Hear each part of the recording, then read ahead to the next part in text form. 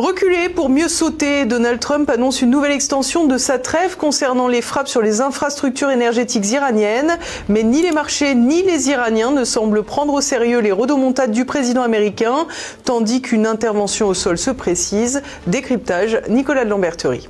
Donald Trump continue son jeu de poker menteur. Mais y a-t-il encore quelqu'un pour prendre au sérieux ses déclarations au sujet de l'Iran ? Rien n'est moins sûr. Hier, le président américain a déclaré reporter une nouvelle fois son ultimatum adressé à l'Iran avec la menace de frapper et détruire les centrales électriques iraniennes. Sauf que voilà, l'Iran a formulé une proposition de riposte à proprement parler terrifiante, avec la menace de détruire les installations de dessalement de l'eau des pays du Golfe alliés aux Américains. Il faut bien prendre la mesure de cette menace. Une telle action rendrait la région largement inhabitable et constituerait une catastrophe humanitaire et migratoire dont on ne saurait dire si elle a un précédent dans l'histoire humaine. Dès lors, Donald Trump a beau jeu de décaler dans le temps ses menaces et ses ultimatums, étant donné que l'Iran dispose possiblement des moyens d'anéantir ses alliés dans la région.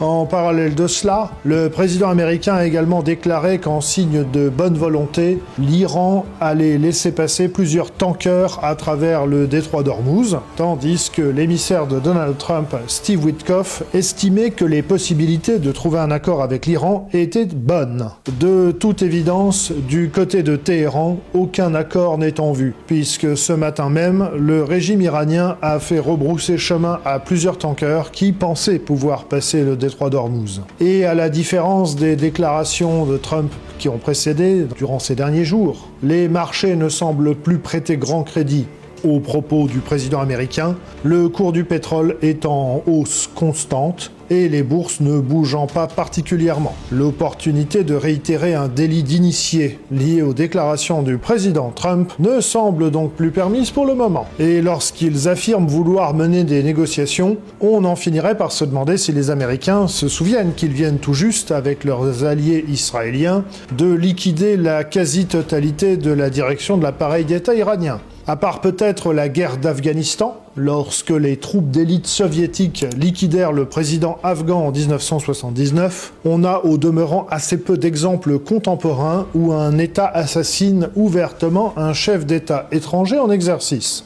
Le Pakistan a d'ailleurs fait pression sur les États-Unis et Israël pour qu'ils retirent Abbas Araghchi, le ministre des Affaires étrangères iranien, de la liste des personnalités à éliminer, histoire sans doute qu'il reste au moins quelqu'un avec qui dialoguer à Téhéran. Pendant ce temps, la Russie, assez discrète sur le conflit en Iran depuis un mois, a malgré tout, par la voix de Sergueï Lavrov, réaffirmé son soutien à son allié iranien, même si les détails des coopérations entre l'Iran et ses alliés russes et chinois sont assez peu connus et détaillés. Par ailleurs, les forces armées américaines poursuivent l'envoi de plusieurs milliers de Marines supplémentaires dans la région, et on peut supposer que leur envoi n'a pas qu'un but touristique, mais bien un but militaire, avec la possibilité d'une intervention au sol, notamment pour essayer de débloquer le détroit d'Ormuz. La prise de plusieurs îles stratégiques, que ce soit celle de Khark ou d'Ormuz, semble toutefois extrêmement périlleuse, et certains analystes n'excluent pas que le bruit médiatique autour de ces îles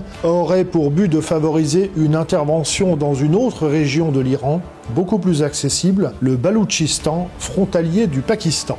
Alors que tous les regards sont tournés vers l'île de Kharg, où les Américains prévoient potentiellement un débarquement selon les informations circulant dans les médias occidentaux, la réflexion nous invite à regarder plus à l'est et notamment la région du Sistan-Baloutchistan.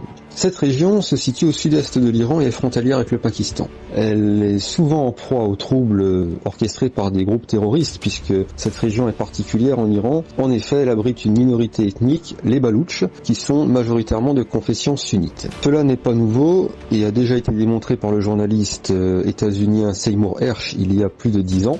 La CIA et le Mossad ont depuis longtemps pris le contrôle et le soutien de ces groupes terroristes en leur fournissant des armes, des instructeurs et du financement. L'éventualité d'un débarquement dans cette région serait double. Tout d'abord, la géographie. En effet, les plages sont relativement faciles d'accès pour des bateaux de débarquement. Et le deuxième aspect, c'est celui des groupes terroristes qui sont donc contrôlés et affiliés à la CIA et au Mossad, qui permettrait de déborder l'appareil sécuritaire et militaire iranien et ainsi de faciliter un déploiement américain, sachant que leur deuxième force de frappe que sont ces groupes terroristes serait déployée et attaquerait les troupes iraniennes pendant que les Américains pourraient débarquer beaucoup plus tranquillement et en étant plus à l'abri. Et même si on n'en entend plus parler actuellement, peut-être que des opérations seront également tentées avec les Kurdes pour prendre l'Iran par deux fronts. Sauf que voilà, l'Iran est un territoire gigantesque qui fait à peu près 3 fois la taille de la France, et il n'est donc pas acquis qu'une invasion de son territoire constituerait un avantage stratégique significatif pour la coalition. On pourrait imaginer qu'une occupation du Baloutchistan permettrait de rapprocher la flotte américaine des côtes iraniennes, voire d'entreprendre un blocus des pétroliers iraniens,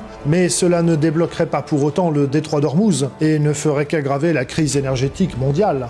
En clair, au-delà des rodomontades de Trump, on peut redouter que le dossier iranien est un échec ou un pat pour les Américains, avec des conséquences très lourdes sur l'économie mondiale que Poutine compare d'ores et déjà au Covid-19 de 2020. À moins donc d'un retour miraculeux à la diplomatie ou d'un improbable coup d'éclat militaire américano-israélien, le monde se dirige donc vers un chaos énergétique et financier généralisé, aux conséquences encore incalculables. Attachez vos ceintures, ça va se